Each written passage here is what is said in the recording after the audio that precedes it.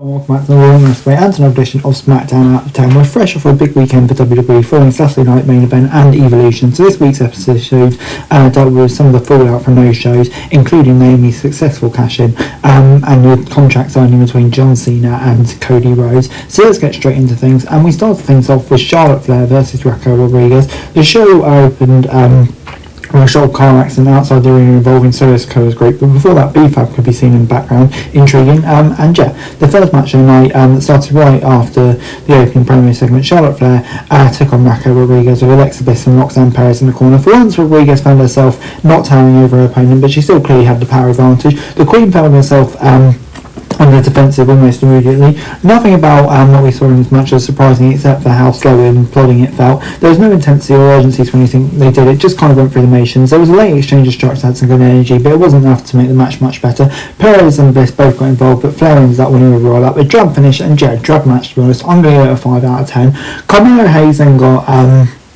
Damian Priest, an intense confrontation backstage that led to them having a singles match. Melo tried to get the early advantage by attacking Priest before he even had time to remove his ring jacket, but the Archer Infamy quickly turned things around and unloaded on his young opponent. This may have been a Powerhouse versus High Fly kind of match.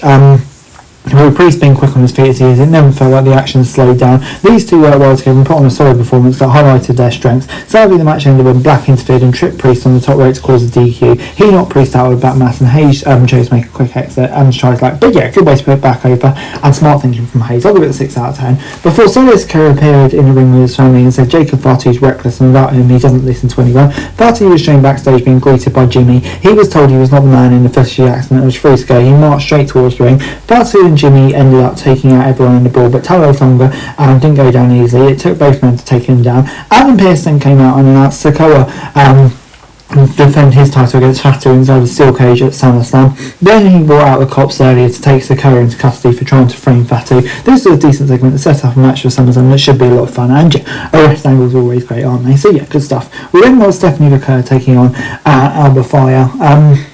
McCur had the upper hand until Fire hit a super kick to knock her off the apron, followed by a suicide dive to take her down at ringside. After a few minutes, McCur won with her finisher in an easy match. She was also able to fend off post-match attacks from Piper Niven. This is a little too much short to really be anything, but the little action we did was pretty decent. So yeah, for that reason, I'm going to give it a 5 out of 10. Before we got a 4-way tag match, DIY versus Fraxin versus MCMG versus Andrade and Rey Fenix. And yeah, Fraser and Sabin started this match, but it took around 30 seconds before it broke down for big fights of all-weight competitors. It was fast-paced, it delivered some of the best action of the night. All 4 of these teams were exciting to watch, and see all of them together led to some entertaining moments. One of the biggest mysteries in WWE is why they seem comfortable keeping the Lucha Bros apart. The history as a tag team has been acknowledged many times, so it's weird seeing Phoenix team with Andrade. The match would have benefited from a commercial free because it never really slowed down. Phoenix and Andrade I think, for now they could be the right contenders for the Riot 6. So yeah, I'm going to give it a 7 out of 10.